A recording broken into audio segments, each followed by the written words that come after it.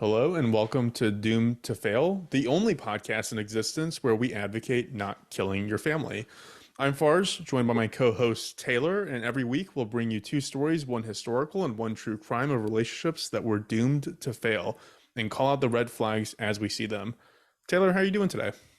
Oh, I'm good. How are you? I'm tired. We are recording this incredibly late per our usual recording schedule because I spent the entire day moving. And yeah, I'm ready to just kind of collapse. Great. Well, I'm glad that we're doing this to wind down your day, and then you can, I don't know, watch a movie, go to bed, unpack tomorrow. Don't worry Yes, about it today. Yeah. yes. And Um, I also want to call out thanks to everybody who's been listening and God, who has yes. been providing feedback, especially about my terrible audio quality. I have no idea how this is going to actually sound once I upload it, but I will say that I now have a much more professional setup, and hopefully it's going to sound a lot better than it did before in the past. And you look great. I'll work on my podcast face and we can get this on YouTube because you look very profesh. Yeah, In just there. the mic in the face, it helps. I think in response to feedback, this is me talking slow, America.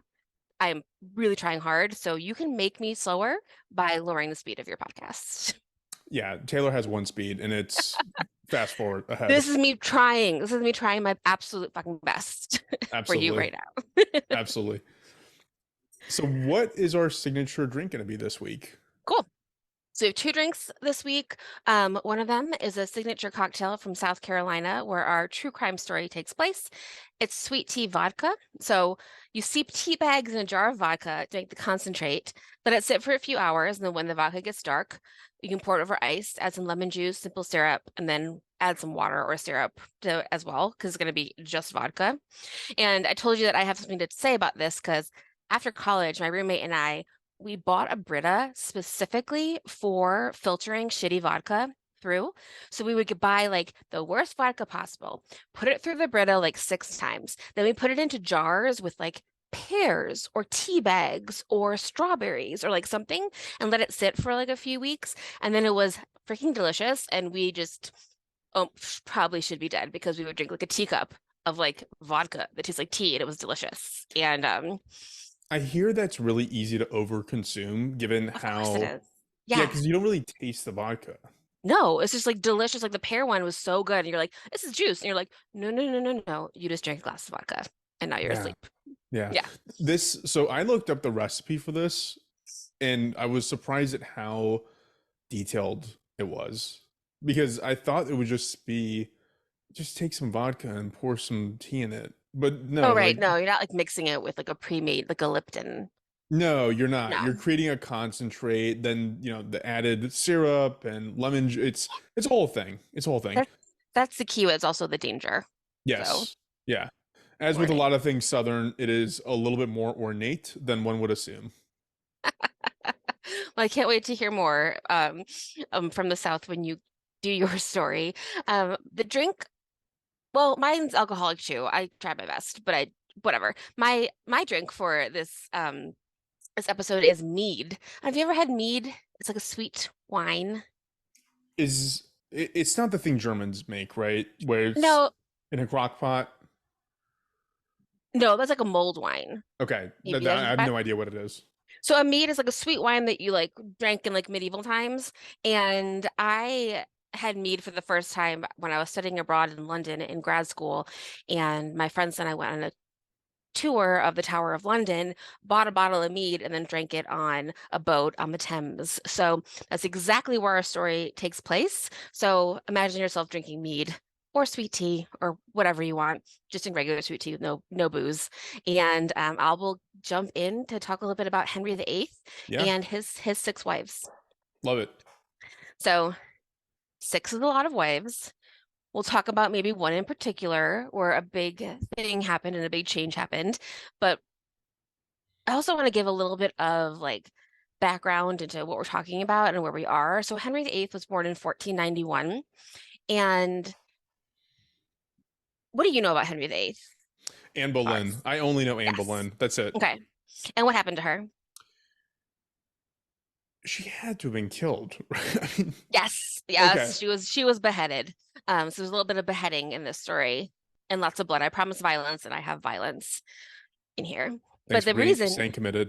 yeah, the reason that we're getting to the violence talking about this is like because Henry VIII couldn't get divorced, and there's some reasons that he wanted to be divorced, and we'll talk about those. But I was like thinking, why can't Catholics get divorced? Like God says no, but like why? Like why is that the rule? And I went to collaborativedivorcetexas.com, which has a really actually great history of divorce. And in other cultures are okay with it, like we talked about with Pocahontas and Kocoum.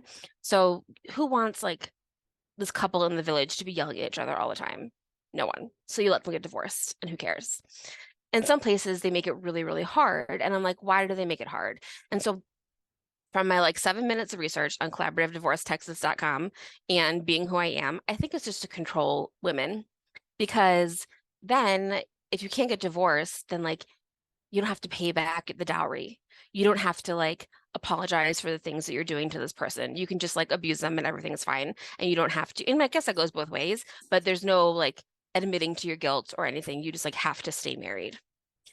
And also they wanted to like make sure that like they were there, that their kids were there. So they're like adultery is a crime punishable by death. So you have to only be with me and have my kids. A lot of this is like thinking about your birth line and her being hereditarily related to, anyone in your line, which is dumb. So I wrote down that this is dumb.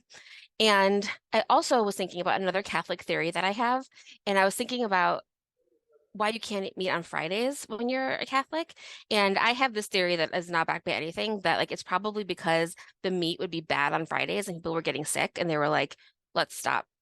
Let's like make a reason for people not to eat meat on Fridays. I don't know if that's true, but that's like what I feel like. There has to be an economic reason for all these roles? That makes So, sense. yeah. So that's what I'm thinking. But anyway, I Economic found or control of others. people. Yeah, People, yeah. exactly. Exactly. So I was just like on a rabbit hole thinking about that, and I found an article on NPR called Lust, Lies, and Empire, The Fishy Tale Behind Eating Fish on Friday. And there's actually Henry VIII is actually, I was just thinking about that because I was thinking about Catholicism, but Henry VIII is actually tied to eating fish on Fridays. So in before all of Henry VIII's stuff, like leaving the Catholic Church, you would eat fish on Fridays, you wouldn't eat meat, and it was because you couldn't eat anything with a womb for whatever reason. Really? Wait, Hmm. that was the reason that you had to Yeah, eat fish? yeah. And With like a I don't know, justification. yeah, Yeah. that was the justification. Yeah. And so like in the article, they're like, I guess you could eat a lizard, but like no one wants to do that. So they were eating fish. Yeah, I mean, yeah, I didn't know fish. I never thought about it. Me either. And I don't now I'm thinking like, well then where do the eggs live? I don't know. I I don't know. And I don't This care. this is how you go down rabbit holes. Whatever. So, but actually, so fish is super easy to take on the road. So you could dry fish and go on a boat for 6 months and like eat dried cod for that whole entire time. And so people were doing that and going and like, using it a lot when like, there wasn't a lot of like other meat available. But once there's so many Catholic holidays where you couldn't eat meat, so you ate fish. And so after Henry VIII left the Catholic Church, people could eat meat again, and things got really, really bad for the fishing industry. And they were pissed because they were like, well, because if you come down to it, people would choose a hamburger over a fish, you know? Any And day. people, yeah, and people were like, oh, okay, I'd rather do this. And so then Henry VIII's son, when he becomes king later in our story, brings back the no meat on Fridays. So people to help the fishermen, which I just thought was interesting. And then another thing that I thought was fun is in the 1960s, the Pope relaxed some of the rules on eating fish and eating meat on Fridays. And then that also was a big blow to the fishing industry. So it happens over and over again when like the church makes these rules and they have like huge economic impacts. And then the filet o fish at McDonald's I was was invented. just thinking about the filet of fish. I'm so That's glad you why brought it up. That's literally why it was invented. There was a guy who owned a McDonald's franchise around in a big Catholic neighborhood, and he wasn't getting any business on Fridays. So he made a filet of fish. So did you know what the precursor to filet of fish was? What? It was grilled pineapple between Ew. buns. Yeah. That sounds terrible. Filet, I mean, I've never had a filet. I don't think I want to have a fillet of fish. So I wanted to, because my mom loves them, and I was like nervous I was gonna like them, and like always want one. And then I had one with my mom, and she was like, "This is not the best fillet of fish I've ever had," and so she wants me to try it again because the one I had was not very good. Yeah, I'll get around to it. Once I've exhausted all the McRibs, then maybe I'll try a fillet of fish. There's cheese on it, which I don't That's really weird. understand. Yeah. Yeah. Yeah. So anyway, that's a little bit of history about fish in the Catholic Church, but there's all these rules. So we're in a time period of the world where the Catholic Church has a lot of power and there's a ton of rules. So on October 31st, 1517, Martin Luther starts the Protestant Reformation. So people were paying the Catholic Church to get into heaven because of course they were. And this is the same time that all this stuff is happening with Henry VIII. And basically Henry VIII is saying throughout this whole story, well, I'm the king and God does what I want, so whatever I want to do is what God wants. Of course he is. Yeah, So because that's what he's saying people. my understanding of the royalty is that is kind of the assumption is that I'm here because I was chosen to be here. Yes, exactly. So he's going to use that when he's like making his decisions to change some things about the church. And then I wrote, what are the differences between Protestant and the Church of England and Catholicism? And then my next bullet is, I don't care. Like, I don't know. I kind of looked it up. It's like there's always like matrices of like very like beliefs that people believe and whatever. So either way, there's differences and there's reasons why people move to different ones. And so people are leaving the church for various reasons. So I want to pause here before I actually talk about Henry VIII and all of his wives. This can be like a 9-hour podcast. I'm going to do it in like 10 minutes. So we're really going to like rush through these ladies, but these relationships were all doomed. And I wanted to pause and talk about the royal family in England because while researching this, I was like, actually, good for you, Meghan Markle, for saying out loud that this shit's dumb. Because it's always been dumb, but like people haven't said it in a while, maybe. And like hereditary lines to power are dumb. Like even like our most recent Queen Elizabeth, she was only in line for the throne because her uncle, who was the first one in line, married someone else and had to quit, you know? So do you know I was born in the UK? No. Yeah, I was born in Newcastle, England, and I had zero interest or affiliation with anything that has to do with the core of the UK, which is the royal family. Never cared. Don't know. I have no idea what the genealogy looks like, what any of that, like who succeeded who because of whatever reason. Like it's all foreign to me, and I kind of like it. I kind of don't think that my brain needs to apply itself towards learning that shit. No, literally, who cares? It's really dumb. And so, I mean, long story, Elizabeth, who just died, her dad was the king, but he was only the king because his brother, who was the king before him, wanted to marry a woman who had been divorced, and they wouldn't let him. And so he quit being king to marry this like other woman. But like his kids would have been in line, then Elizabeth was in line. So it's just like any little thing can like move these lines around and whatever. So Henry's like one of the last kings in the House of Tudor. I don't know what that means. It's like very complicated, but it's pretty much just like the rich get richer. So the King's Speech, wasn't that guy the one that took over because the other guy wanted to Yes. marry the divorced woman? Yeah. Yes. And then Yes. wasn't she a Yes. Nazi or something? Wallace Simpson? I don't know. There She's was some. American, Okay, maybe it was like more he had but some association or affiliation with, or like empathy. I don't know. I'm probably talking about an ass. So like, let's not. I'm probably gonna cut this out. Um, no, I think I think you might be right. That is ringing some bells because I do know that like JFK's dad was the ambassador to England during that time, like during right before World War II, and he was like, let's just hear what Hitler has to say. Come on, he had some guys, let's not problematic do a war. beliefs. Yeah. So that's not great. No. So possibly. But either way, it's all bullshit. Yeah, And it's a just lot of people are gonna cousins die. fucking cousins and just Yeah. intermarrying and ugh, yeah. Ugh, so many people are about to die like for money. It's real dumb. But Yeah. But anyway, so here we go. So Henry VIII is actually the second son of King Henry VII.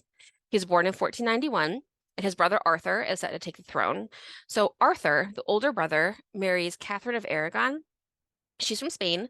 She's really young, like a teenager, and she marries She marries Arthur, and that marriage is never consummated. And I don't really know why.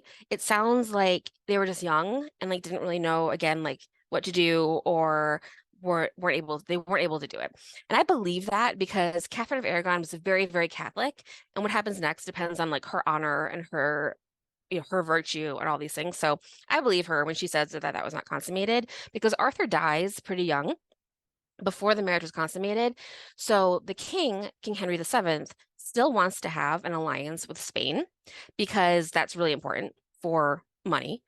So he marries his second son, Henry, to Catherine. And they get around that by saying that because the first marriage to Arthur was never consummated, that Catherine can marry Henry, and Henry becomes Henry VIII So when much dad dies. revolves around virginity and like purity, and it's just like Oh my God, so dumb.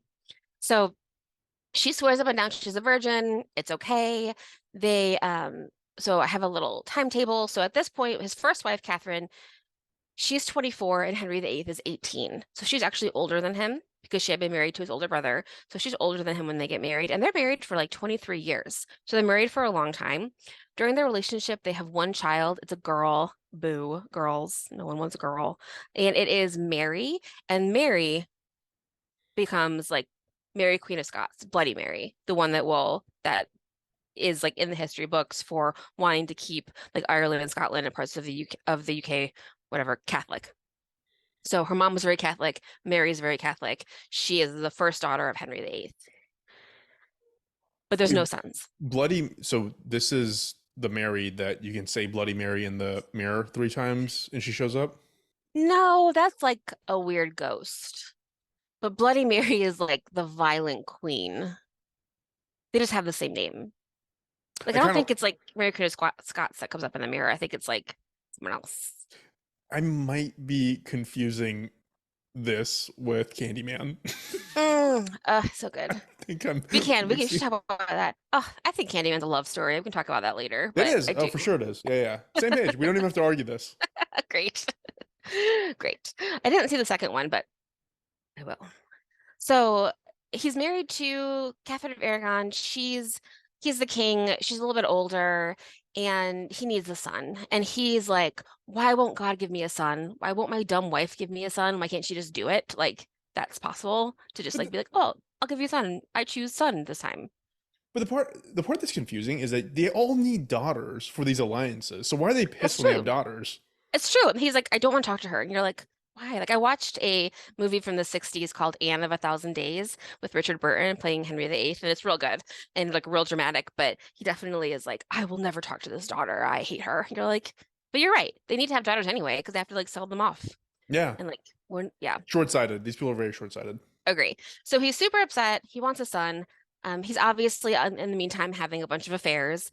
And as we'll see, that adultery is punishable by death unless you're him, of course. Like he can do whatever he wants, but like the woman would is for death.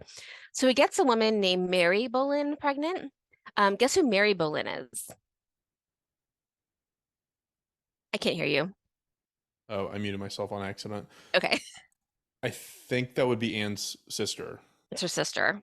So he gets her sister pregnant. She's like one of his mistresses, which is super gross. And he also gets another, and so she has a son, actually, named Henry Carey, but he doesn't really want to marry her, and he couldn't marry her anyway because she's not a virgin, which is so dumb because you're like, it's your fault. Hold on. Whatever. Hold on. Who wasn't a virgin? Mary Boleyn, because she was having an affair with Henry. He didn't want to marry her, and he was already married and all these things. So he didn't like take that extra effort to marry Mary Boleyn. She just had like a bastard child. And so Hold it on. didn't She had to have been a virgin even if she was a virgin when they started hooking up. I think it's like a little bit of that, and actually maybe a little bit more of like he was already married and didn't want to go through all the hullabaloo of like legitimizing this child, which Okay. I don't really know why. Yeah. All right. It is It what it sucks. is. It sucks to be Mary Boleyn. It's just I think that's the takeaway. Yeah. Sounds like. Yeah. Sucks to be married to this guy or in his orbit. It sounds like. Yeah, and I feel like a red flag is like if a dude got your sister pregnant and abandoned her, he's not a good match Yeah. Yeah. for you. That's a big red flag. Henry also has another son with another mistress, and that son is also named Henry, another Henry Fitzroy.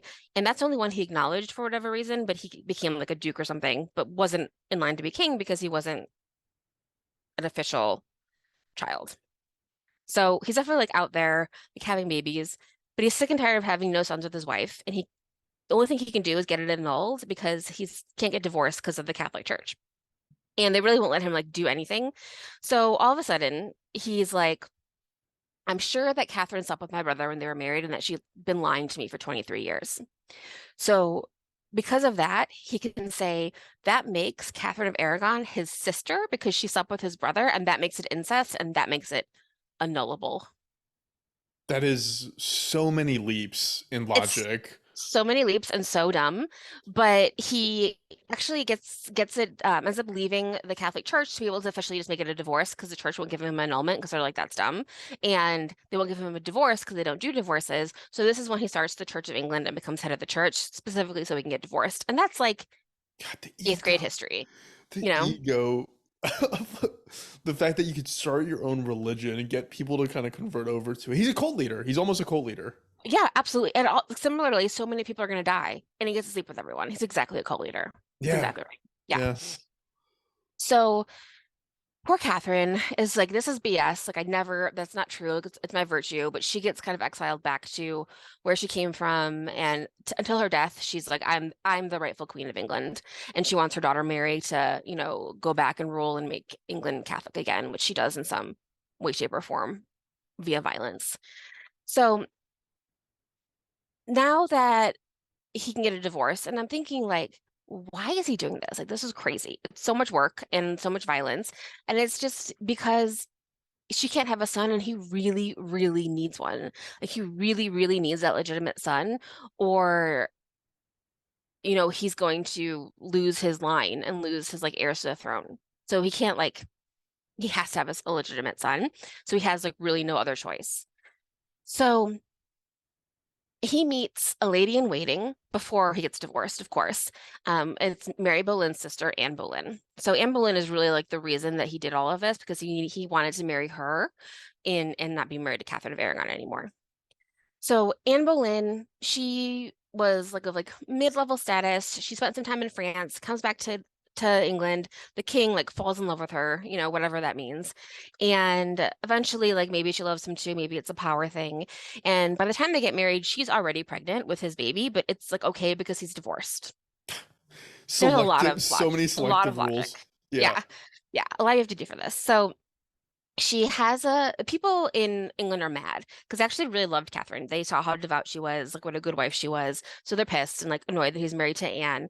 Anne is either 32 or 26 when they get married. It's like not clear how her exact date. And Henry is 42. So if she's 32 and he's 42, I feel like that's fine. Yeah, that's reasonable.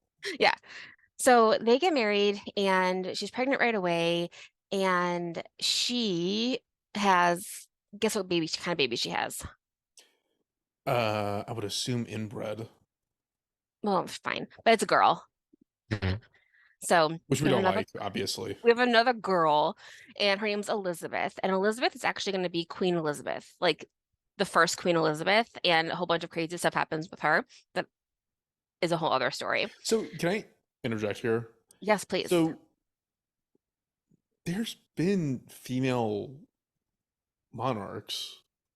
Yeah. Like, why do you have to have a son if you're the king? Because, as you just explained, your Well, daughter could also be the head of state. right. And she does become that, but I guess I don't know if that was the rule before this. Maybe before this, it was all sons, and then they changed it. Maybe, And maybe this maybe is the impetus for changing it because you'll see later that they like have to change it. They have to give it to Elizabeth. if that was the So case, then it kind of does track, given like where humanity was at that point in time, that it was easier to invent a church to try and get a divorce than it was to change the rules and let a female be the head of state. exactly. So I wanted to bring this up later, but I'll bring it up now. I'm a Disney Channel they have, speaking of Disney, on the Disney Channel, they have these like really funny 5-minute videos of Olaf from Frozen retelling fairy tales. And it's like just him and he plays all the characters and it's really funny. And he does Aladdin, and in Aladdin, he's talking about how Jasmine can't be the ruler because she's a woman. And he's like, well, it's too bad your dad can't change the rules that he literally made up. Yeah. You're like, of course, that's exactly the point. Yes. Yeah. So Wild. yeah. So still has a son. He has Elizabeth, and Elizabeth and her half sister Mary later will start a bunch of wars about religion, but not yet for now. Anne is trying to have another baby, but tragically, there's a bunch of miscarriages and some stillborn babies. So she does give birth to a son, but he is born stillborn. And right now, I'm thinking like, why wouldn't she just buy a baby from someone? Like, wouldn't you do that if like if you were like, the only thing I have to do is make a son. Why don't I just like find another white dude and buy a baby from him and pretend it's mine? You're kind of doing like a Henry VIII situation here where you're making a lot of leaps in judgment and assumptions here of like there is somebody out there who's like transacting babies and also like what happens because you in theory have either faked a pregnancy at that point or you actually are pregnant, then you got to dispose of that baby. It just gets really complicated, it feels like. I guess. I guess you're right. I guess that makes sense. It does. It is also more Game of Thrones because you know how in Game of Thrones there's always like babies, but you're guaranteed somehow to have your dad's hair color in Game of Oh Thrones. yeah, for sure, for So sure. like, but like Elizabeth and Henry VIII actually both have red hair. So I guess you just find another ginger and be like, this one is yours, Henry. You know, whenever you were describing his plan on getting annulled, the whole incest thing, like Hmm. I forgot for a moment that we're talking about a king. And so this was not somebody just sitting around like waxing poetic on his own. This was probably a team of like the most Hmm. elite members of society trying to devise a Absolutely. way. Yeah, Which I it's mean, like you could probably bring that tag team back together to figure out how to sell a child and buy a new one.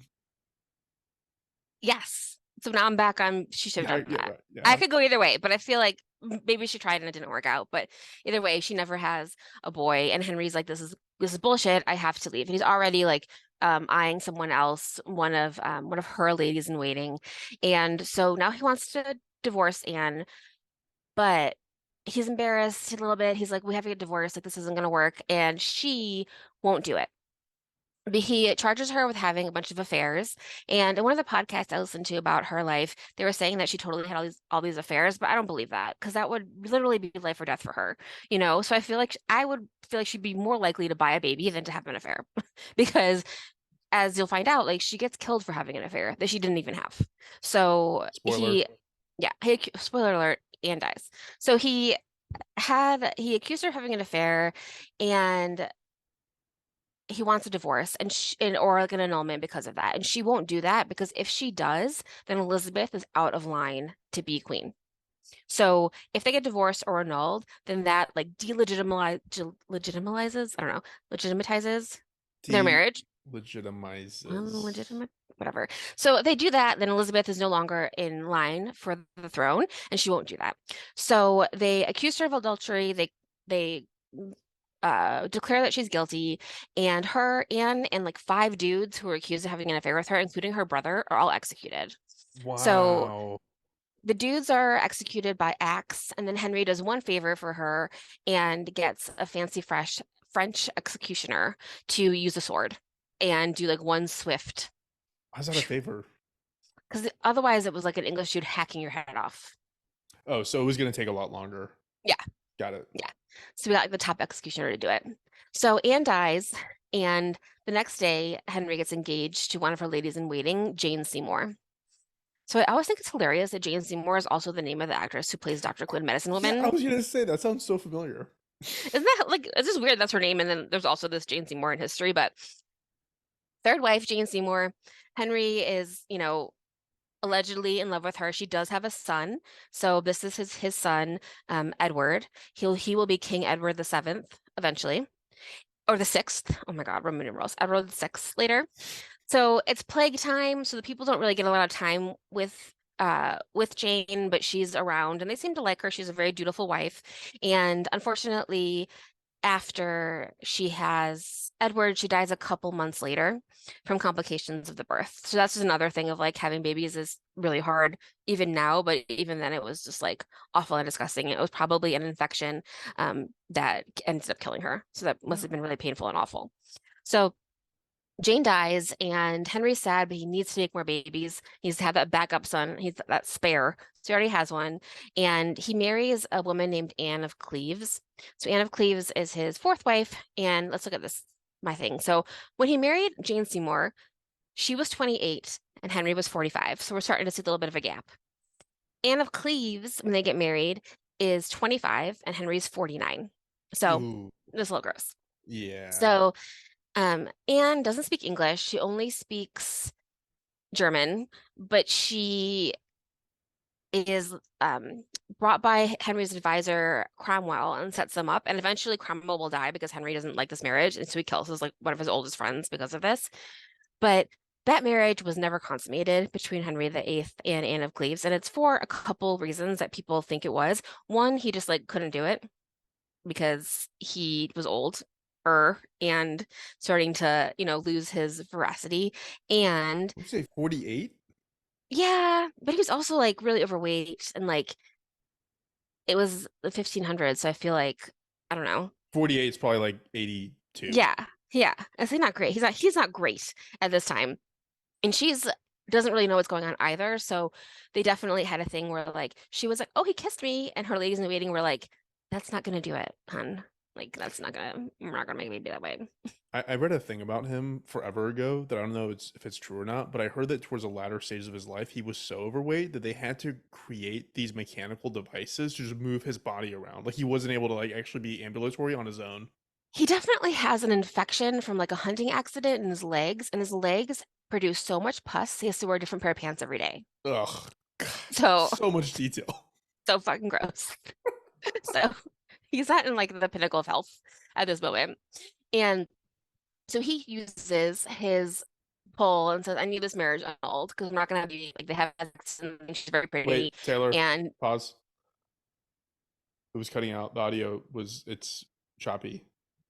okay, Okay, is it go. back? Yeah, it's back. You like go back Okay. to after the pus thing. Okay, so now Henry wants this marriage annulled because he's like, we're not having sex, we're not gonna have a baby. I don't think she's very pretty. I don't really like her. She doesn't speak English, and she You was knew all engaged. this. Like, I know. okay. There's a story that like maybe the painting he got of her was like a little bit generous, so he was like, this isn't what I expected, and Oh, that's right. he, He would have gotten a painting of her. That's you so know, like funny. he like didn't know you to get a painting and be like, I guess this person looks fine. Yeah. Guess I'll marry them, and he.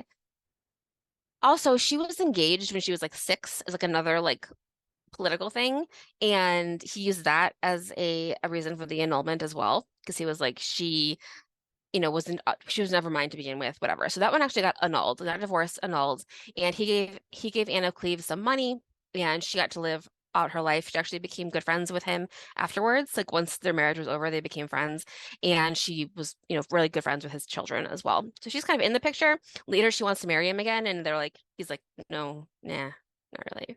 But Why? so Anne of Cleves is just like around. So now he needs to marry someone else, and he wants to marry someone like smoking hot to prove that he can like have sex with someone. So he finds another lady in waiting, and her name is Catherine Howard. So she's his youngest bride. She's 16 and he's 49 Oh when they my get married. God. So that's gross. Catherine Howard is very pretty. She has a history of flirtation. So she allegedly went to this all-girls school when she was very young that had a reputation for like letting boys sneak in at night, like teenage stuff. And she doesn't have any kids with him. They're not married for very long. And she probably does have an affair with one of his guards named Thomas Culpepper. So Henry finds out and he's pissed and he doesn't want to be made a fool again. So he charges her with adultery. And there's some people who confess that they've seen her with Thomas. And so everyone gets their head cut off. Catherine, her friends who were like the witnesses on the stand, Thomas's head gets cut off and it gets put on the London Bridge on display, which is fun. That is Um, fun, Taylor. Like that's fun. So they're dead. That's the last one. That's the fifth wife. And then his final wife, her name's Catherine Parr. She is so this means he's married of all of his wives, 50% are Catherines, 33% are Annes, and 17% are Janes. So he just married a lot of Catherines. And Catherine Parr is a widow. She's been married two times before, not seven, like that song. And she was involved in the education of Henry's children. She was very smart. She published books on prayer. I think she was one of the first women in England to publish a book. So super smart. And when he went traveling, he would leave her in charge. They were never going to have kids because at this point, well, she was an old maid at 31 and he was 52. So they probably weren't going to have any kids, but he wanted to like have a companion. So he was married to her. So by this time, I wrote, he's leaking, he's not doing well. And there's obviously during this whole story, there's like huge political things happening that I'm not even talking about, but we're just talking about like this man's desire to have an heir and his desire to continue to be king. So Henry dies in 1547. He leaves her money. So he leaves his last wife, Catherine, some money, and she marries Jane Seymour's brother. So Jane Seymour, the wife who had died after childbirth, Right. her brother marries Henry VIII's sixth wife, and it's accounted that she really loved him, and like this was a person that she had actually wanted to marry. This is her fourth marriage because her first three husbands died, and it sounds like that'd be really fun. Except it does sound like that they got Queen Elizabeth as a child to look after her, and the husband wants to marry her, so he like molest slash courts her when she's very young. While he's married to Jane, which is terrible. And Elizabeth has like tons of problems growing up, and a lot of it probably is because of this abuse that she suffered at this time, living with her dad's like widowed wife and her step uncle. It's very confusing. So, It's so, I mean, that's the thing that, okay, so this is why, like I said earlier, I never go deep or have gone deep on royalty and royal families, is because it's so weirdly interconnected. It's like this guy is fucking like related to that guy, and his sister mhm. married that uncle and the cousin, and it's just, yeah, it's just confusing. Yeah. And then either way, poor Jane does die at the age of 36. She gets pregnant, which is a surprise because she's 36, and she dies after childbirth as well because having babies is awful. Yeah. And so she dies from that eventually too. And so, I mean, the moral of the story is that what happened is there's no moral, but what happened is Henry VIII needed an heir, and he did anything he could to get it. So his son, his Edward, his son did become king when Henry VIII died. He was only king for a few years, and then he died. He was a teenager when he died, and then his sister Elizabeth became queen because she was officially the next in line because Mary was not because her parents had gotten divorced. So, um, the good news is Anne Boleyn did get executed for a reason. She knew why she was doing it, and she was doing it so her daughter could become queen, and she did. So she got what she Nice. wanted like later in life. So good for her, except she died really young and tragically. And yeah. Do you think that when your head gets cut off that you are still awake for like a couple seconds? I hope so. I hope so. I mean, I don't know. Me I too. think that's probably the better way to be killed, isn't it? I mean, it sounds swift when it's swift. I don't like the whole hacking at your neck thing that you mentioned No, earlier. yeah, I hate that. Do you think that if you were in that position, do you think the people who were royalty those in those days, do they ever have moments where like, why am I doing this? Like I could just like Maybe. sell fish. Like how hard would it be to sell fish? Nobody's trying to kill me, nobody's trying to poison me. I don't have to be executed because I'm not having sons. Like, I don't know. I feel like a simpler life would be preferred. Yes and no. I feel like now you can easily be like Prince Harry and be like, I'm gonna go live in LA and like calm down. But I think then if you weren't like in the court, you were like living in a pile of shit.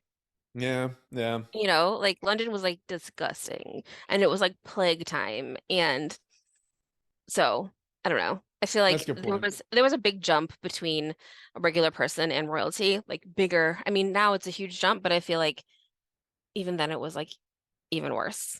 Yeah. but I don't know.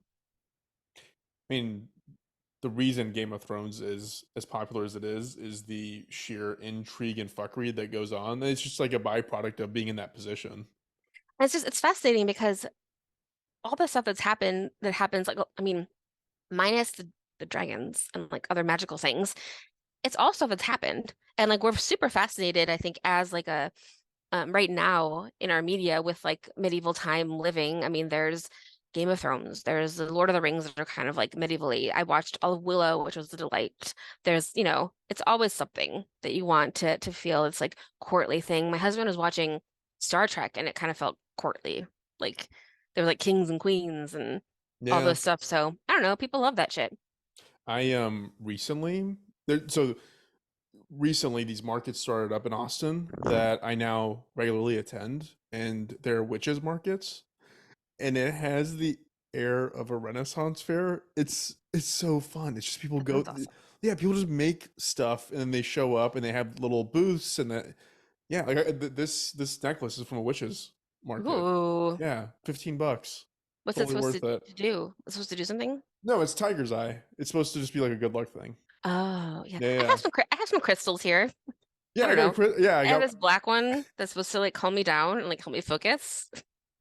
Like I don't like obviously like why would I suspend my belief to believe that this could do this when I'm like very mad about belief in general, but I don't fucking know. So I'm just Yeah, hanging out with my crystal. I got a big crystal too from the witches last witches thing. I love it. I want to go next time. And that sounds really fun. Hey, you brought up Meghan and Harry. Hmm. I probably have a controversial opinion about that. What is it? Like you know what the fuck you're getting into. I know. And No, it's that's like not and it's like and controversial. it's like it's not the role of a spouse to like show up and just derail everything that you have known and you're I'm not saying that it's good. I'm not saying like defending the royal family by any means, Yeah, but like if I'm married into like a old-timey family that was like that's just how that's all they've known. And it's like, no, yeah. you're gonna change how you're gonna be and this like who are you? Like I totally agree. I felt that way until yesterday when I like maybe I'm leaning 20% on her side, but I'm like, yeah, this is kind of dumb and like it's about time it ended. So like if you can be a part of that ending after all these like hundreds of years and like millions of people dying for no reason, then like that's great. So I kind of felt a little bit on her side for just a second yesterday, but most of the time I feel like that. Like Kate Middleton understood the assignment. yeah. You just like be pretty and do charity work. Yeah, What do you like think was gonna happen? I feel like she did like a disservice to her husband, which is like abandon, like be outcast from everything you know. Hmm. Because Diana, his mom was also like their family was also of royalty of some kind. Like it wasn't Yeah. just a coincidence that him and her and the fucking doofus looking guy, whatever the king now, got together. Like there was a reason for that. Like they were intent. Anyways, whatever. Yeah, well, It's just a like Henry sidetrack. VIII's wives, like that's why it's like all for like political purposes and like all these Yeah. things and like very silly. And I'm gonna try to flip my my skepticism to being to enjoying what Megan's doing because I'm like, fuck these guys, you know. Yeah. Yeah. I'm okay with it, but I wasn't until yesterday when I was thinking about all of this stuff, and I was like, man, if Anne Boleyn could have like had a podcast, she'd be like, the fuck is going on? The fuck is That'd be going on? fun. Yeah, fuck is Generally going on with Anne speaking, Boleyn? don't get married to try and change that person. Try Yeah, not 100%. 100%. to. Cool. Well, Awesome, that's it. Taylor. Thank you Thanks. for that. Hmm. I do want to call out the fact that I feel a little bit low energy today, given the fact that I spent all day moving. And That's okay. so I will try to liven myself up as I start Okay. speaking. Okay, I'm ready. Moving sucks. Yes, don't, oh, it sucks. It's so bad. I know. It's the worst. Every time I give like a bag away to like the thrift store or to charity or whatever, I'm like, this is a bag that I don't have to move in the future. I'm always like happy to get rid of stuff. So far, between the two houses, I've done 8 runs personally with my pickup truck. Today, a giant mover took pretty much whatever was left. I still am gonna have to go do like 2, 3 more runs at the old house. Like it Wow. is, yeah. Anyways, ranting. It's not reflective of what we're talking about here. Anyways, so let's get on to the true crime story of the week. And I got to tell you, Taylor, and I've told you this, I texted you about this last night. I absolutely just love this story so much. It just feels so old-timey and southern, and not in like a Texas southern way, in Hmm. like a really like just gritty, fucked up southern way. Well, I think that, I know that we want to like, tie our episodes together, but I also want to like surprise you with what I'm telling you. So we're gonna have to figure out how we do that. But I do think that there's a connection between these two stories because it's about like dynasties and people needing to be in Yeah. charge, right? Yeah, that's actually a Yeah. really good way to put it. So, also, just so everybody knows, me and Taylor don't talk about our stories beforehand, for the most part. So, last night I texted Taylor that I'm really excited about today's podcast because it's about this particular family, and this was a huge news. And me and Taylor powwowed about it years ago when it first came out, and so she does know the topic of this conversation, but for the most part, we don't actually discuss it. But getting back to this family, this is the story of the Murdaugh family. I Murdaugh, don't know. Murdaugh. You're supposed to know. I didn't do that enough research. I'm gonna go with Murdaugh family, Okay. because it's Daugf, like Yeah, laugh with a D. So Murdaugh sounds right to me. fine. Okay, Whatever. but this is the story of the Murdaugh family, and I can't stress enough that this is an actual true story. It's gonna veer into like fucking Scooby Doo territory, but it's actually like a true story with like a really really real family. It has the ambiance and intrigue of Midnight in the Garden of Good and Evil. Did you read that Oh, one? I love Midnight in the Garden of Good Yeah, and I Evil. knew you.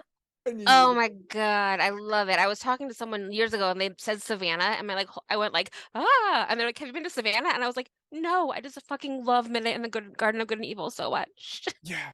So I've read the cliff notes of it, and actually Hmm. like it feels like something I should probably make an like incorporate into an episode at some point, because it's Ugh. a fascinating tale, amazing Hmm. characters. It's just, which I'm gonna actually get into here in a sec. So in general, Southern Gothic vibes have always intrigued me.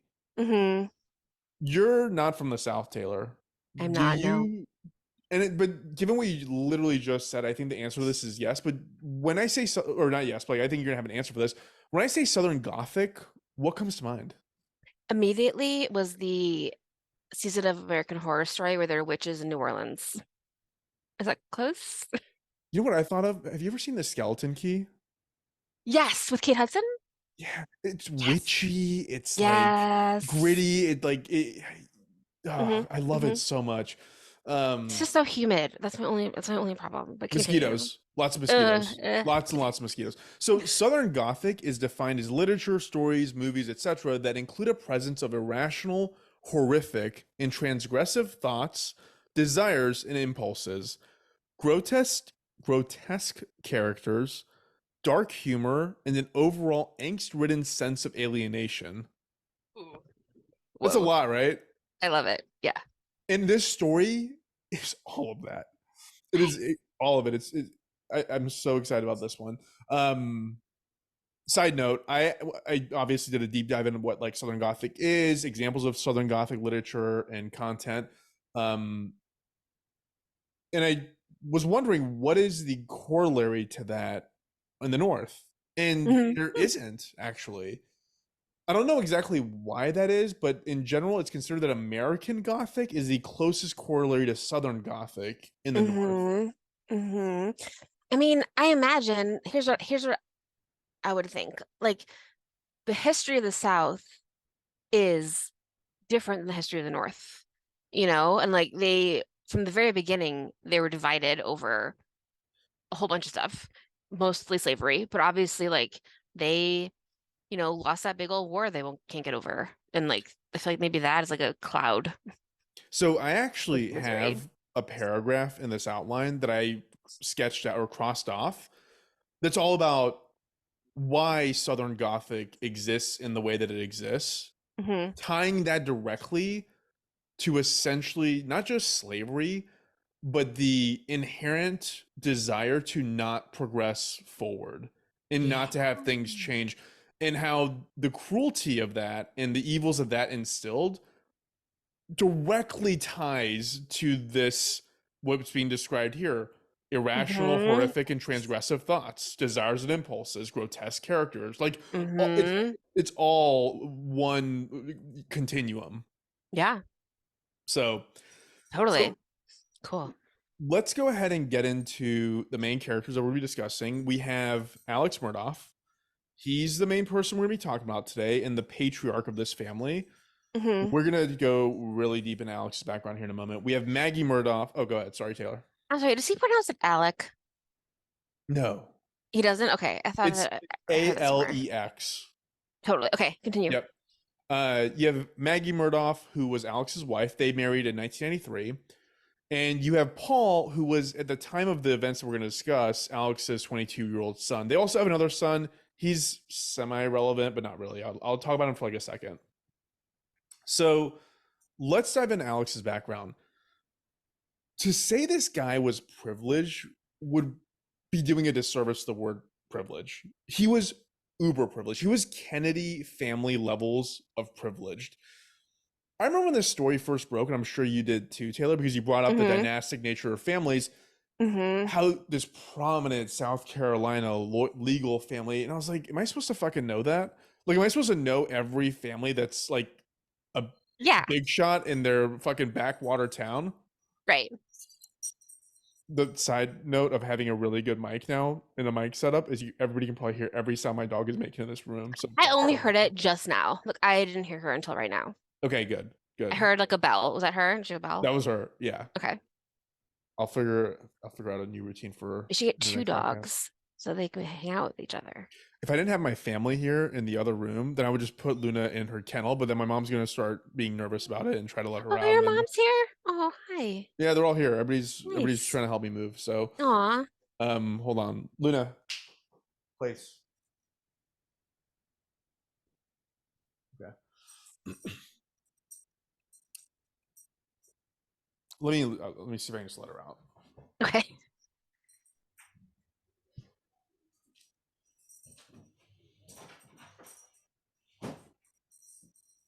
No.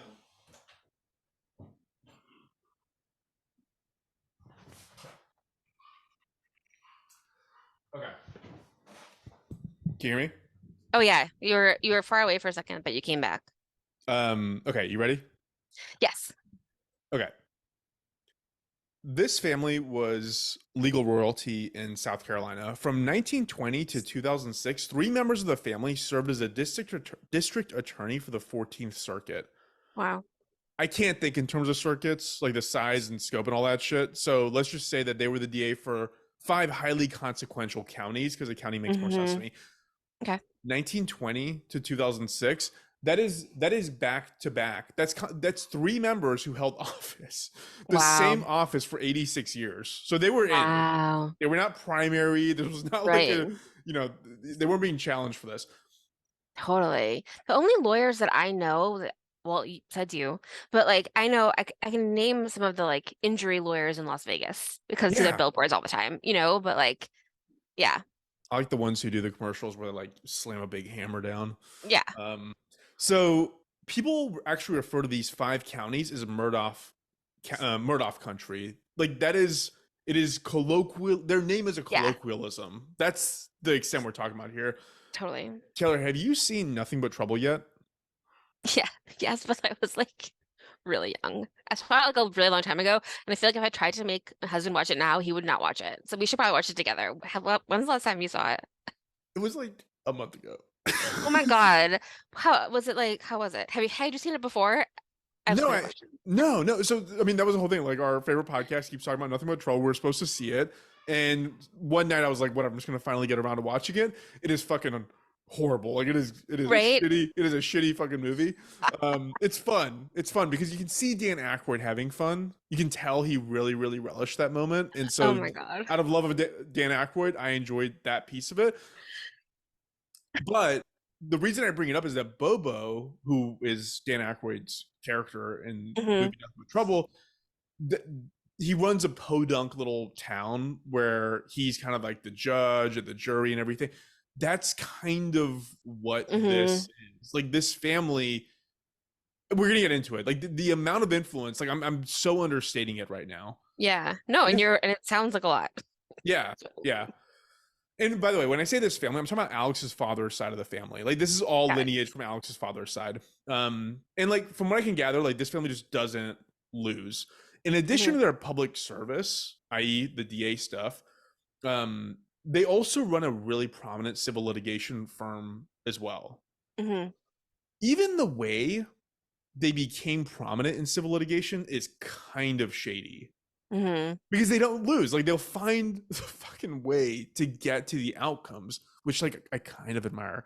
Um, Don't so be don't have a criminal lawyer. Have a criminal lawyer. yeah, exactly. That's Yeah. exactly right. Do you remember that? It was in Breaking Bad. I didn't make that up, but Yeah, remember? yeah, that was Saul's.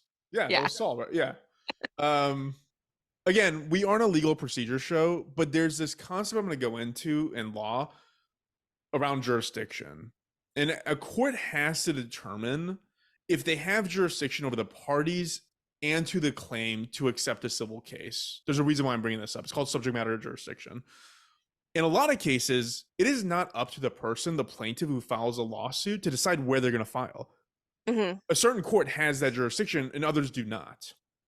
In South Carolina, they passed a law that made the concept of forum shopping, I'm using quotation marks as a term of art, super easy. That's what really led to the success of the Murdaugh family's law firm because they're so prominent and because forum shopping was so easy, they could choose to file claims in places, in districts, and in courts where they knew the people that would get the outcomes they were looking for. Does that make sense? So as the lawyer or as like the person hiring the lawyer, you could do like I choose to do it in a place where I know I'm going to have good representation, or the lawyer would say like, oh, listen, I know the chief of police in Jonesville. Let's go there. The person filing the claim doesn't know shit. Right. Okay, They're good. going. They're going to their lawyer and saying, "How much money can I get for this accident?" They're like, Hmm. "Oh, yeah, we'll figure it out." They'll file the claim wherever they know where their golfing buddy is the judge. Yeah. Ask for a bench trial, right? Hmm. And move forward. That so, anyways, like that. That's a big part of this is that this family again stacks all the chips in their favor. It's kind of like the movie The Firm. We're referencing a lot of movies today. You've seen The Firm, right? Yeah. Okay. Okay. Yeah. But it's kind of like that. They just seem like they would basically do anything to maintain their influence and power in this neck of the woods. Part of the Um, firm I remember is when they were dancing in the living room and Tom Cruise turns the music up because he knows the house is bugged. it was That's it. such That's in a. the firm, right? It was so yeah. It was such a happy, awesome movie when he's just like a happy-go-lucky law student, No. and then it's just derails so hard. Most of the following that I'm going to list off to you really has nothing to do with the main story that we're talking about, but it is pertinent to the type of people that we're talking about. Hmm. The following are a list of, let's just call them events, that this family has been involved in.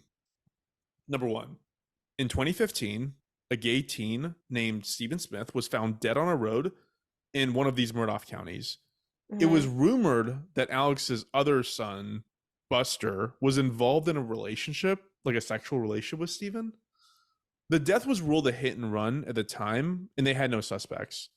Local papers that I read all but came out and said that this family covered this up and made Uh-huh. it seem like a hit and run. So that an investigation actually just restarted into this kid's death because now that everything happened that I'm going to go into, they're like, something. There's more to this story. So I feel like I wish you hadn't said his name Buster in the middle of telling that story because the story is terrible and it's also a fucking delight that his name is Buster. You think And it Arrested just, Development? of course I am. His name's exact. It's just like it's so funny and hilarious. Like, could you imagine? And like, um, did you know that Job in Arrested Development was named that way after Jeb Bush? Because Seriously? Jeb Bush, his name is his initials. His name's like Joe Edward Bush. And that's what Wow, really? Job's name is like John Oliver Bluth or whatever. That's Anyway, incredible. Yeah, I didn't know it's that. making fun of him because Jeb Bush's name is his initials. Except you missed it because it wouldn't be John because Job is Gob. Because Oh, right, remember right. Yes. they would call him Gob. Anyway, it's just hilarious to be named Buster these days. And I can't believe that you would call him that. But also I feel like you meet rich people all the time named like Pussy Willow. They're like, oh, this is Man. Poppy, like. I mean, if you come to the witches market, you'll meet a lot more of them. But anyway, Um, that story is terrible, and I'm so sorry for yeah, that absolutely. poor boy's family, and that's absolutely awful. Yeah. And the They second deserve thing, justice. yeah, Yeah, of course. Presumably they're going to get there because like I said, the good. case has been reopened. The second side track here is in 2018, the family housekeeper of the Murdaughs, Gloria, fell down the stairs of their estate and ultimately died. The circumstances of this were suspicious for a number of reasons, but the most telling of which was Alex trying to steal the proceeds of this woman's life insurance policy, like steal it, not like he Ew. wasn't in charge of it. He wasn't gonna like be the the executor of her estate or anything. He was outright just gonna steal it. This part, I dug so deep, Taylor, to find an answer to this because she was insured to the tune of $4.3 million. What? That's crazy. I mean, I don't know if you have life insurance. I have life insurance. My life is not worth 4.3 million. Like, No, I have like my work life insurance, yeah. and yeah, it's not that much. It's very much, much, much less. So I don't get how whatever. Like that's just it's in bold here of like keep digging, trying to figure out why her life insurance policy was the way that it was. But anyways, that's number two of weird fuckery with this family. The third, and really the biggest, and one that actually is pertinent to this story, is in 2019. Paul, the youngest son, went out boating with friends drunk as shit, wrecked the boat, and killed his friend Mallory as a result. And to show Oh how my much God. influence this family actually had, after the accident, Paul wasn't given a field sobriety test. He wasn't taken to jail. He wasn't booked. He wasn't handcuffed. Nothing. He just called his Oh my God. dad. His dad's like, I'm going to come down. I'll take care of it. Privilege. Like these people are fucking next Yeah, level. like you can kill someone privileged. I'm looking up how many people die falling down the stairs, and I'm like, I can't tell if this what I just found is just the US, but I think it is because it's from the National Safety Council. Guess how many people die a year falling down the stairs? Okay, because if you include old people, it's going to be a lot. It's going to be at least 10,000. It's 12,000. Yeah. That's more than I thought. Yeah. Continue. But I mean, there's probably not many like 30-year-olds who are dying falling downstairs, right? I would assume Yeah, the bulk of that 12,000 are going to be like seniors. yeah, Which I've probably. heard that like falling as a senior is literally the biggest health hazard, like Yeah, that could kill you. you're right. So it's terrifying. Um, But yeah, that's awful, and also for that poor girl dying in a boat accident. yeah, yeah, yeah. Except it unlocked a lot of things. So that Mm. accident sounds like it kind of started everything that we're about to go into. Mm-hmm. So going back to that part of it, suffice to say that Alex had his hands in many white collar crimes, given the fact that he was trying to Mm. misappropriate funds and he's doing cover ups and all the other shit that I just Oh. went into. As part of the lawsuit that was filed by Mallory's family against the Murdaughs because of the wrongful Mm-hmm. death suit that they were going to file, financial records were being requested. Or more accurately, Alex was going to be compelled to reveal a ton of financial information that just would not have looked good. This date is Got it. important. A hearing was scheduled for June 10th of 2021. Hmm. That was to decide whether Alex would have to turn over his financial records. In relation to the death of the girl on the boat? Yeah. Yeah. How come? Why? Well, because part of it is that when you tabulate damages in civil cases, Oh, you know, to their net worth and all that. you need to know like what you're going after, what assets are available, what you're actually asking for. A lot of times what you're going to do is look at lost potential earnings in the future, pain and suffering Mm-hmm. and things like that. Mm-hmm. And it's usually a proportion of what that person can give. Got it. And so that's part of what they're asking for. It's always the trail of money that fucks people. Like remember this, folks. Like if you're doing shady shit, the issue is never getting the money. The issue are the waypoints that money takes as it travels before it gets to you. Yeah. And you were also not the King of England. To just another thing. I feel like this guy probably thought that he was like untouchable because he was like the lawyer king of the county. But you're Yeah. like, it's not the same. Like you can't, I mean, some people are like above the law and they shouldn't be, but this guy's not above the law. He just thought that he Yeah. was, right? Yeah. He sounds kind of like the combination of arrogance mixed with stupidity. But because he's so privileged, he doesn't know that. Because he's Yeah, like, everywhere I go, the seas part. So like I'm great, you know? yeah, totally.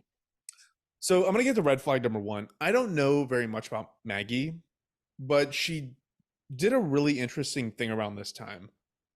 Around the time of pre being compelled to reveal financial information by the court, she hired a forensic accountant to look into her own family's finances. You know Hmm. what a forensic accountant does, right? Yeah, like looks at everything with a fine tooth Yeah. comb. Yeah, Yeah. yeah. It's like a personal audit of your own finances. Like where Mm-hmm. did money come from? How to So she knew something was wrong, but was hands Mm-hmm. off enough to not know exactly what. I'm Mm-hmm. kind of going to blame Maggie for this. For reasons I'll get into a little bit later, it seems that as early as 2016, the super obvious shady financial shit was kind of right under her nose. Like she was a part of Right. it in a way. Mm-hmm. Like there's no way Um, she didn't know. yeah, yeah. Yeah. What I'm going to tell you later on happened in 2016. I mean, I think anybody would have just had like alarm bells ringing in their head. Mm-hmm. So things are unraveling. Alex is about to be forced by the court to give up his financial secrets. And if that doesn't get him, his wife's forensic accountant surely will. It's also worth noting that by now, at this point, Alex and Maggie are estranged. They live separately at one of their beach homes. So they're kind of just like walking past each other and whatever. They're not like really close. That And is very, very Bluth family of them. God, you're right. I love that you brought up the rest. I need to go back and watch Arrested Development. I mean, Okay, another quick sidetrack. I'm going to run through the TLDR of just what we know of Alex's financial fuckery. His trial actually started 3 days ago. We're recording oh, this on wow. Saturday, January 28th. So a ton more is about to come out. But here's a short list, and I'm going to leave out a ton of details because otherwise, just this section alone could be 45 minutes and you'd fall asleep driving. So here is the shit Alex is accused of: stealing, or at least attempting to steal, his housekeeper's $4.3 million life insurance claim, his deaf client's life support mysteriously being unplugged after Alex represented him in his traffic Oh my accident, God. and then handling the wrongful death suit that followed. $800,000 to $1 million of that settlement went missing. A woman was Oh. killed in a crash who Alex represented. She never received, or her family never received, $112,000 of that settlement. Another woman's family, another woman who was killed by a drunk driver was told by this Alex that the settlement was 30,000 when it was actually 180,000. Yeah, I mean, drop in the bucket. His financial crimes alone amount to misappropriating around $8.7 million. Wow. So think about that, 8.7 million. And what I mentioned earlier, he never got the 4.3 million of that life insurance policy he was trying to steal. So like 4.3, Right. like it is just 8.7 that he actually got around to Mm-hmm. stealing. Mm-hmm. So that's Alex for you. Gross. Let's get to the murders because He should be in jail obviously. for that alone. So I'm gonna talk about that. Okay. The prosecutors on that piece said something really really interesting that I'm gonna get to. So let's get to the murders because obviously there's gonna be murders. On June 7th of 2021, so 3 days before his motion is to be heard, Alex calls the police saying he found the bodies of his son and wife at their hunting lodge. They'd been shot repeatedly with different weapons. Convenient. I can't believe that would Alex, happen at a hunting lodge. What? Continue. That's yeah, so funny. yeah, it all tracks, right? Mm-hmm. Um, Alex says that during the killing, he was with his parents, who conveniently for him have dementia. So that's Mm-hmm. his alibi. Mm-hmm. Reminder again, Alex and Maggie weren't close this time. Apparently, Alex wanted to meet up with Maggie that night, and Maggie had texted a friend that Alex sounded, quote, fishy and, quote, up to something. She didn't want to go. Like her alarm bells were ringing. But Alex had told her that, hey, let's go visit my father together. And Maggie was like, fuck that. I don't want to try that. So How long? But they were married for like a long time. 93 to 21. So what is that? 30 years. 28 years. Yeah. Yeah. Okay. So a long time. Yeah, it's legit. Red flag number 2 that I wrote here is listen to your gut. If your gut tells you someone is giving off bad vibes, there's Mm-hmm. probably a reason for that. Totally. I mean, you've had that experience, right? Before, Taylor, where like somebody invites you out or somebody like you're with someone and like for whatever reason, like, man, I don't know what it is about you. I just don't fucking like you. Like, Yeah. You're like, I just gotta go. yeah, yeah. Yeah. And that was the case here. Like Maggie legit was like, I'm not doing this. And he just Mm-hmm. insisted, and then finally she relented. It sounds like she was so close. I mean, not that she's innocent, but it sounds like she was close to leaving. But then also, remember we were talking about how when you're leaving an abusive relationship, whether however abusive he was, like definitely like psychologically, he's obviously crazy. Like that's such a dangerous time.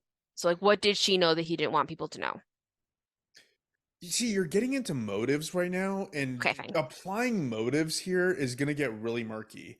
They were not in an abusive relationship, for what it's worth. Apparently, they seemingly had like this like charmed, king and queen of the Right. court vibe in South Carolina. Um, Right. I just mean going, like as like he's I guess I'm thinking that like she's like he's being weird yeah, recently, you know? yeah. There's something going on with them. Yeah, yeah. Yeah.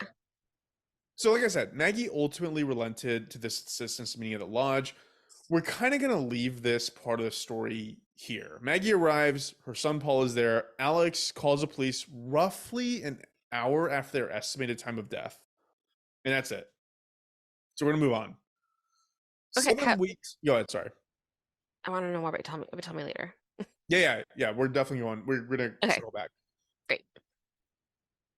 7 weeks after this event. So, in September, geez, beer's catching up to me.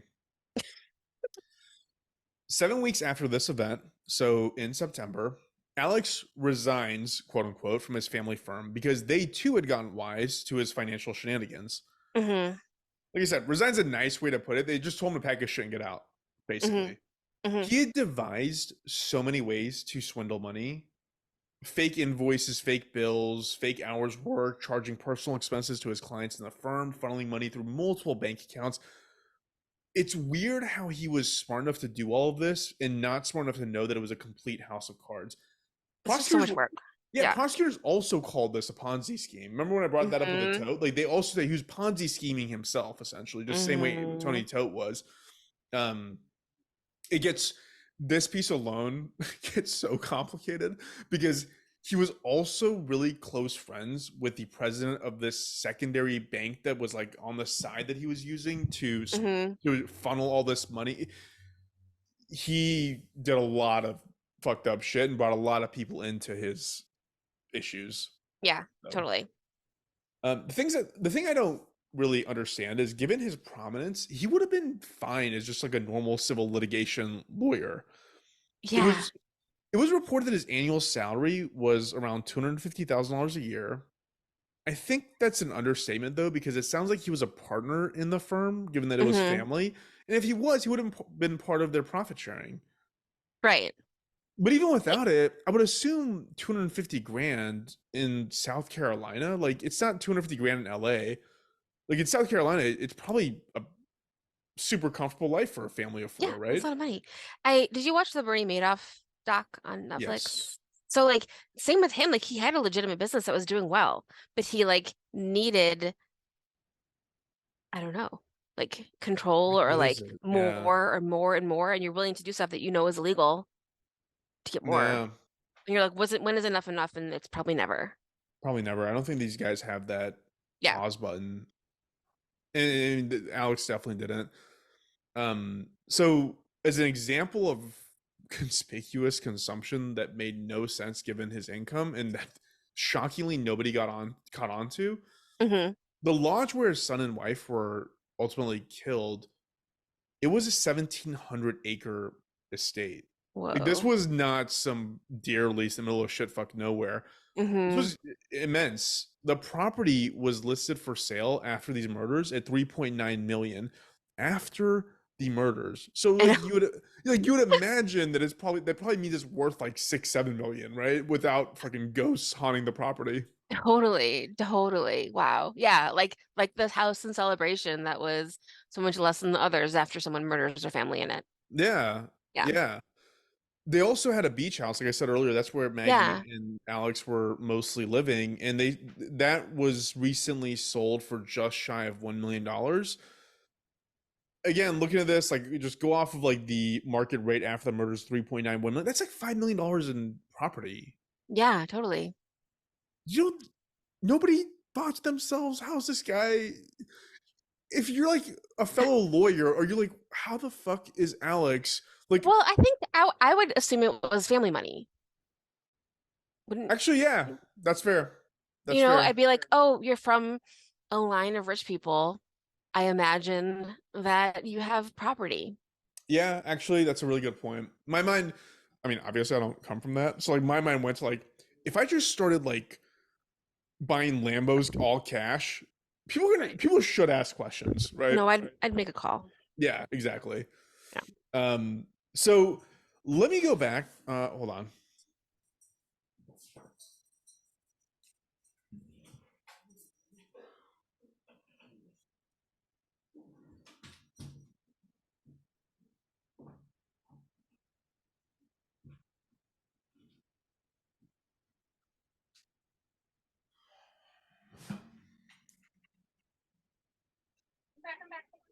You good?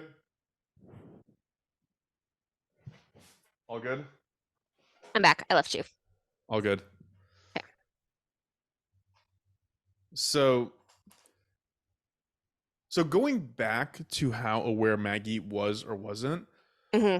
one thing Alex did in 2016 is convey the 1,700-acre estate to his wife for $5. Hmm. So it seems like Alex started to suspect that this house of cards was eventually going to collapse. Right.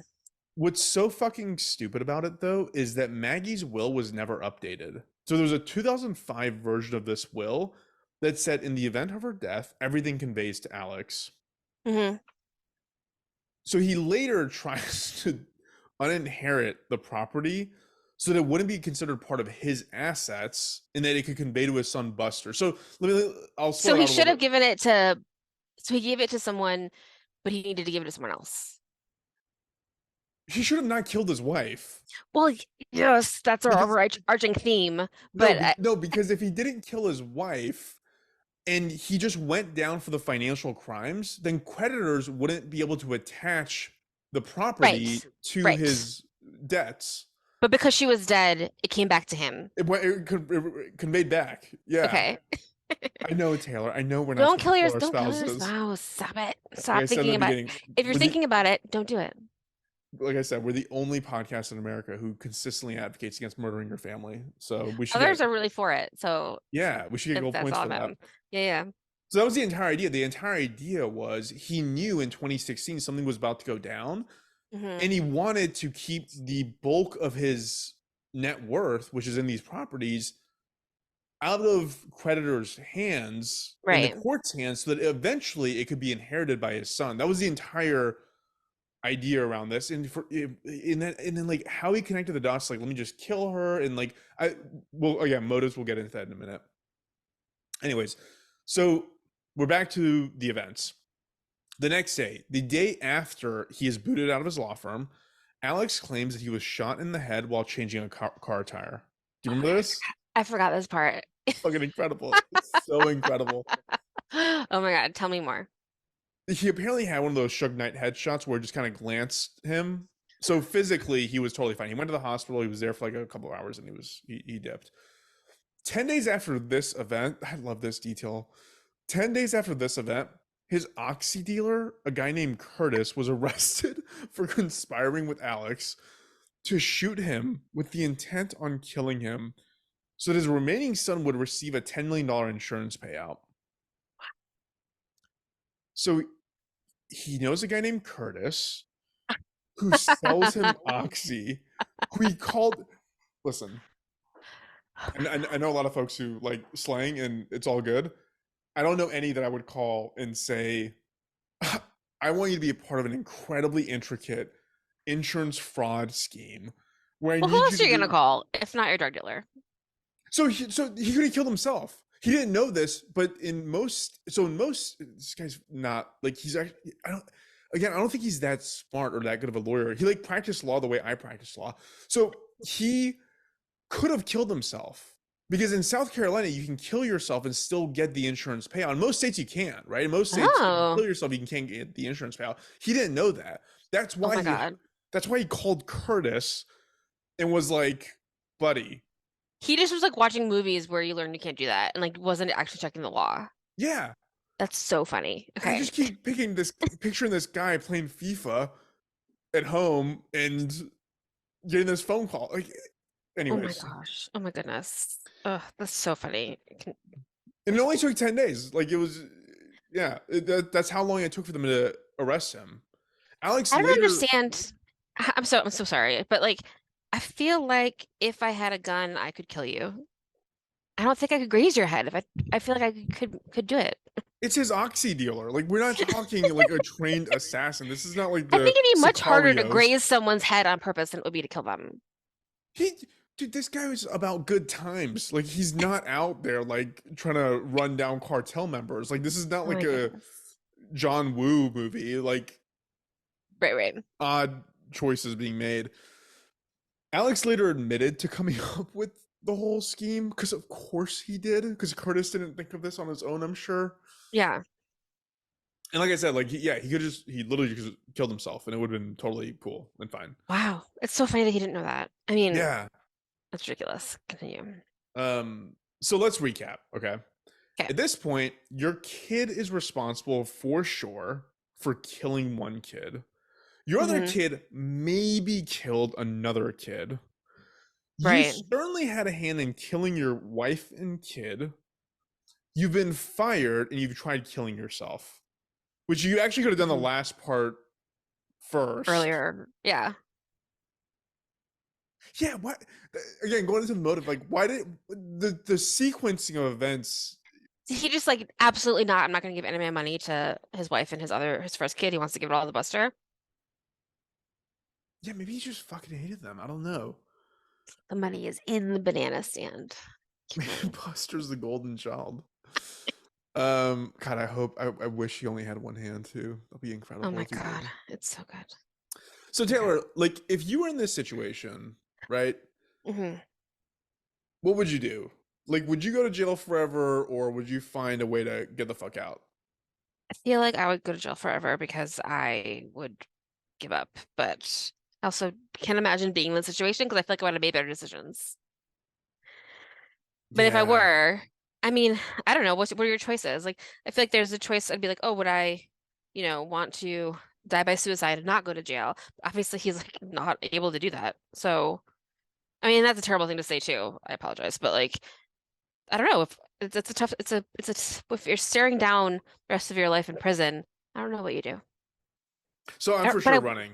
Like, you no, are? no questions asked. Like, not even a Okay. single second of doubt. I've already planned this out. Okay, Yeah, don't stop telling me. I wrote like multiple bullet points on how it's gonna. So the secret that nobody knows Oh is that no. you have to do it before your passport's flagged. So the second, Mm, like, you don't wait until the shoe is about to drop. You dip 2 weeks before the shoe's about to drop, got right? it.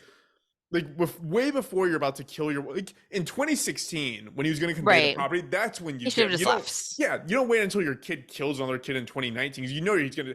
Come on, Paul probably did a lot of fucked up shit, right? Like Yeah. killing Mallory probably wasn't the first sign that something was going to happen Right. with Paul. So he Right. probably knew what was going on. But yeah, you just go leave, go to a different country, get a bunch of travel checks, find a bunch of friends in different countries, send them your traveler's checks and your credit cards, have them charge shit on it. So that now you have multiple tracks, Oh, that's right? smart. Mm-hmm. And then that could be a cool social network idea. But anyways, um, That's okay. I have ideas. Well, I'm glad you told me all of this, but also you just implicated yourself if you try to run away. But that's a great idea. But I can be anyone, right? I can be Greek, I can be Hispanic, I can be, Italian. Like I'm like ethnically androgynous, I think is a term. It's a great Maybe. spot to be in. That's amazing. Um, okay, so we're going back to the story. like I said, the trial just began. So we don't Okay. know much more than what is being kind of stated here. Hmm. But I have some thoughts in general on the case in cases like this I want to go into with you. So Yeah, totally. as I was digging in the story, it occurred to me that the only things I remember about this case were prominent lawyer's wife and kid are found dead. Hmm. And then months later, a prominent lawyer whose wife and kid were found dead is shot in the face and survives. Right. That's kind of all I really I didn't know about like recall. the boys potentially killing people or all the financial crimes. Yeah. Yeah, and Yeah. the more I learned about this guy and what he was up to, the more curious it got. And it made me think about the Hmm. salacious versus the nuanced parts of true crime. Hmm. Like I went super deep on this, and the things Hmm. Alex was involved in, you could write a treatise on just his financial crimes. And Hmm. that shit's boring. But it does paint a picture of a person who, once you get to the salacious part of the, Hmm. like, it leads to the salacious part of everything. The insane, Hmm. boring financial white collar bullshit is why all the rest of this stuff ends up happening. Right. So that's like the red flag. It's Yeah, like, yeah. yes. I, Yeah. I, I wrote down that this really did remind me a lot of the Tote family for reasons that I mean, for reasons like you would know if you listen to that podcast. This one doesn't gross me out the way that one did, Hmm. because things that he did just don't seem as like, I don't know. It doesn't sound like, well, I know you're gonna tell me more, but it doesn't sound like he was like in the house with their dead bodies for a week. It was just less depraved. I don't know how to Yeah. describe it. Like he, I mean, But also that's terrifying because then it sounds like it was like very like systematic, just like I don't yeah, know. I don't know how to yeah. describe it anymore. But it reminded me of a lot of that, just like a lot more elaborate version of that, and that people just weren't asking the right questions around like what this Hmm. guy's inner workings of his finances were. We just thought that this guy was incredible. Nobody really went further than that. And your Hmm. point actually makes a lot of sense to me now. We're like, oh, it's probably just family money, so don't ask, right? Like why? Yeah. So I don't know. Like, good point. I didn't think about it that way, Yeah, I but feel like you don't buy a hunting lodge, you like inherit it. But he maybe bought it. yeah, I don't know. Maybe he bought it, but like it feels like something I'd be like, oh, I assume that my rich friend Muffy has a hunting lodge. Yeah, it's same with people who have boats, right? It's always that rich Yeah, friend with the boat. exactly. So it made me think a lot of like how with these situations, these stories, it always kind of boils down to two things: it's money or infidelity. That's basically it. Hmm. Hmm. And somebody feeling like they're gonna get left behind. Yeah, we talked about that Unfortunately, last time. yeah, like it sounds like in this case, obviously money was a big factor in it, and Maggie was aware, but she probably became aware a little bit too late. Hmm. As I said about his trial for the murders, the financial crimes haven't actually started yet. They haven't been scheduled or anything Hmm. like that. And I told you I'd come back to this. Apparently, just his financial crimes alone would be enough to keep him in jail for the next 900 years. Oh my I'm I'm not exaggerating. I swear. Like, if he was convicted and God. given mandatory minimums, it would total between 900 and 1,000 years. Well, that's a lot of time. He Yeah. sounds like a criminal. Jesus. Yeah. The part I don't totally get is how he thought killing his family would help with the financial stuff. Right, that's what you're saying. Like, I guess, I mean, I think it sounds like he just didn't want his family to get any of the money. No, so what the prosecution has been saying about the murders was that it was to distract everyone from his financial crimes. Oh. Yeah, he was trying to get away with that, and he was like, "Oh, well, if I kill my family, then nobody's going to look at me like Don't kill you're." your family. That makes things worse. Or maybe better because maybe they were annoying. Yeah. I feel like I just it's like don't I mean, I don't know. Like you don't kill people, and that's crazy. That yeah, like the I don't know. dots just aren't there, like, anyways, his defense is someone oh yeah, that's right. His defense to all of this is that someone was upset with his son for causing Mallory's death on the boat, Hmm. and that person is the person who probably killed them. But we don't know who it is. Hmm. There's Hmm. nothing. That's the Sure, only sure, argument sure. that he has. Right. It's like is Is he trying to find the killer? Like fucking yes, OJ? yes. Like what are you doing? He's working on his first draft of If I Did It. Right.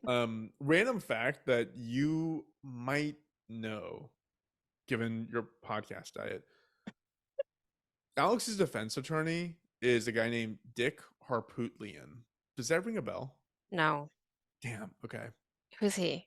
So he was the prosecutor in South Carolina who prosecuted and got life before he got ended up getting death, getting life for Pee Wee Gaskins. Do you remember him? Yeah. Yeah, Yeah. the redneck Charles Whoa. Manson. That's the final truth, The right? final truth. That's the final truth. Uh, That's yeah, funny. yeah. I So said now that he, was like in the 1930s, but I guess not. no, no, it was not. So now he's his defense attorney. So yeah, and he sounds like a real piece of shit. Actually, Yeah. he said like he says like random casual racist things about the judge who is African American. He's just Oh, not like great. he doesn't sound. Yeah, he doesn't sound like he's really gone forward with the times in South Carolina there. Hmm. But Yeah, yeah, yeah. that is that's the Murdaugh family, and hopefully once this trial wraps, we'll do like a little postscript and discuss what happened. So, But but he did yeah, he shoot? Are they? Did they? How did the mom and the son die? Did they get shot in the hunting yeah, the lodge? guy was shot in the head multiple times by multiple And guns. did they find the guns? Yeah, They're there. yeah, they found the Did they? guns. Did they fingerprint the guns? So I don't the details of the guns. I've seen pictures of them, so I Hmm. know they have them, but I don't know the details of whether they were able to. Again, his son killed somebody, and nobody asked him a single question, and didn't book him, and didn't Yeah. like fingerprint him. Like it wouldn't be that big of a stretch of the imagination for them to be like, "Hey, can we take gun residue off your fingers?" Like what are you talking about? Why would you do that to me? I'm Alex. And I feel like his the other thing is if he hadn't have done that staged try to kill yourself thing, m- maybe he could have gotten away with it more so. Like it was like that made him look so much more guilty than anything else ever could. It wasn't staged. He was trying to kill himself, and he failed. Like I that's just don't understand. I feel like I'd be like, do it again. Like, that doesn't. I don't understand. That makes no sense. Did the guy I have like don't. one bullet? So I don't like this guy probably didn't know that his story was national news. Like, I mean, I think at the time we were living in LA, right? Yeah, Maybe. maybe. Yeah, And we were hearing about this yeah. like his front page news because it was just an insane story. And it's like, did he not know that people were paying attention? That this wasn't in like the backwoods of South Carolina? Like this was Hmm. national news. I mean, maybe not, Hmm. but he tried to shoot himself with Curtis in the head, and Curtis fucked up because he's probably high on fucking oxys and didn't. I don't think Curtis gets high in his own supply. He feels. Yeah, you think Curtis has a good reputation? I do. That yeah. I don't. That no, no, no. I don't because I don't understand how you can not. If someone's asking you to do that, I don't understand how you don't do it. I don't. Yeah, I guess. I mean. I guess if you can chick. Not. Oh my God. This is terrible. Not chicken out because obviously I don't think I could physically do it. Maybe he got like sick and like well, I can't do it. But either way, I mean, I guess all the things. It's confusing because you're like, why are all these people making these decisions that seem super irrational? And like you were saying, like he could have died by suicide, and by law, the money would have gone to Buster, and that would have been what he wanted. But then he just didn't do that. Like people are making like weird irrational decisions. yeah. Um, is Yeah, Buster in jail? what would have happened, like, if I remember anything from family law, is because his wife died before he died, all Hmm. of her assets conveyed to him. So when Right. he died, if they had filed a suit, which they had on the financial crimes Hmm. and on the wrongful death crime, that would have not gone to Buster. It would have Oh, stayed with the court until a resolution was reached with his former clients and creditors. but no matter how he died. Yeah, his only out would have been to either have his wife change her will, then kill her, so that it would convey to Buster. That's actually the only way to do it. Yeah. He should have done that. He should have just killed Yeah. her. He should have just like gone her, taken her to the family law office, changed the who gets everything when she dies, and then killed her then. Or just not at all. Wow. Or it's not. Don't just not at all. Yeah, I'm trying to do the math on how to actually get this. I'm trying to figure out how the fuck do we get Buster paid? Um, Yeah. How? Tell me more about how the Southern Gothicness of this. Yeah. Have you seen pictures of this family? Yes. When I hear the term grotesque characters, Mm-hmm. I think of these guys. I think of the sons and the dad mostly, not the mom Mm-hmm. necessarily. They just seem. I thought of Savannah too. I know that South Carolina. Mm-hmm. I know it's in Georgia, not South Carolina. But I thought a lot of like Savannah heat, humidity, like Mm-hmm. discomfort that you have to like revel in, and Mm-hmm. being of this like elite status there, where like Yeah. you're the king of fucking a place that nobody wants to really be king at, and I don't know, it just all kind of like gave me this like southern witchy vibe of Yeah. like, of course you're also involved in killing teenagers and Mm-hmm. like all the other things. Yeah, I feel like in like I feel like the nighttime is very loud because there's like bugs Yeah, everywhere, and the humidity is like hanging, and then like the obviously Midnight and Good and Garden of Good and Evil, it's very like creepy and witchy, but also there's like they have these like wonderful like social gatherings where like everyone is just like trying to cool off and like survive and like be together. that one you definitely Oh heard. And you're breaking out, Taylor. no, why? I Yeah, you're don't totally breaking out. know. Oh, it says my internet connection's unstable. Elon.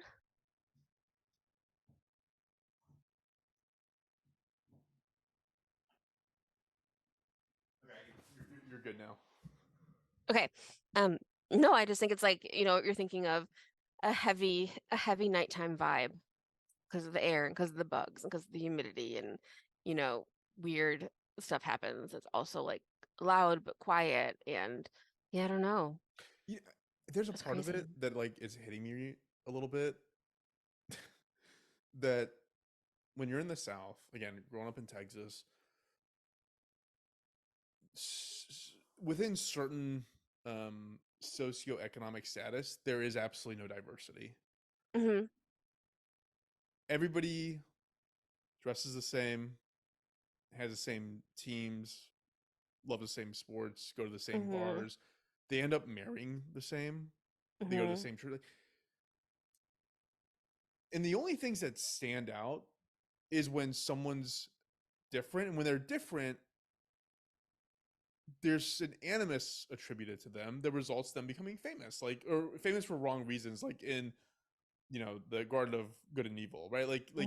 it's there's a piece of that resonates with this story for me, which is everybody was different because Hmm. nobody was in this fucked up world of privilege mixed with also just constantly doing shady shit. Like Hmm. it's very compelling. Yeah, And and it was definitely like about to come crashing down in some way. There it was was no going way to it come. wasn't going to crash down. It's also interesting to me because like I don't actually find these people that sad. Like I don't feel the same way that I felt when I talked about the Toad family and like what Hmm. those kids went through, because I'm just Yeah. like, do I really give a fuck about Paul? Paul sounds like a shithead. Yeah, Paul no, sounds like a fucking absolutely. absolute shithead. Like, sure, like, Hmm. am I happy? I'm not happy that a 22-year-old kid is dead. Obviously, he could have turned. He could have Hmm. been something different. But Of I mean, course. he grew up in this family. Like, he was whatever. I'll just get fucked up and just drive this boat, and whoever died. Like, I don't know. Yeah. These people just don't seem sympathetic to me. Yeah. I agree. I agree. Um, yeah, I'm curious. I wonder what's going to happen. I wonder if he's going to like confess and tell everybody what happened or not. Because I feel like there's no, I'm pretty sure he did it. It Yeah, makes no, yeah, he nothing did. else makes any sense. Yeah, yeah. Dick Harpootlian's argument is that there's video of him with Paul, like having a great time planting a tree, like hours before this murder. That means He's like, nothing. how could this guy possibly Yeah. flip a switch? And it's like he's clearly a sociopath. I didn't say this, but like I glanced over it, but like that guy was the one that they think he unplugged the life support from. Right. He was in a horrible accident where like he needed round the clock support. Like he couldn't live Hmm. on his own anymore. Hmm. He was in a assisted living facility, and at that place is when suspiciously, this plug came out, and that's how he Right. ended up actually ultimately dying. So like he had the upside of the initial suit for the accident, and then he had the upside for the wrongful. Like he's clearly like a fucked up Yeah. guy mentally. It's like, yeah, of course you could potentially kill his son after playing with him, but Yeah. Of anyway. course. Anyways, Of that is the course. Murdaugh family. Shit, Yeah, that's headed horrible. dude. Yeah. Yeah, and I think, I mean, to tie them together, I think there's something to be like, oh, my family's always been safe because we've always done things this way, you know? And so he probably thought himself above the law because Yeah. his lineage being like the district attorney and all those things for, almost 100 years, all of that is like, it makes you feel like you can do whatever you want. And then there's times like King Henry VIII could do whatever the fuck he wanted, Yeah. like in a way where he was like, okay, well, if I cannot do things like do something against the church, then I'm going to just not have the church anymore. And you're like, okay, and like calling like they called his bluffing did it, So I think there's like, and there was so much violence then. We see so much less now, honestly, even though we see so much violence. But um, if Alex Murdaugh sounds like someone who could have easily just like been a violent person in a different time, The like the extent that certain status people will go hmm to get what they want.